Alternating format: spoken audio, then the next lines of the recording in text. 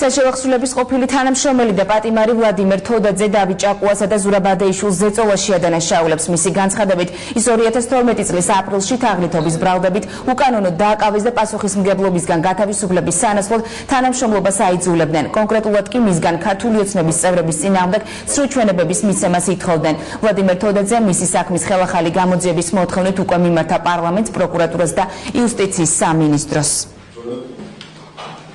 ქართულ ბანკიდან არაერთჯერ მივიღე ფინანსური დახმარება დედაჩემის ჯანმრთელობასთან ჯანმრთელობის უზრუნველსაყოფად.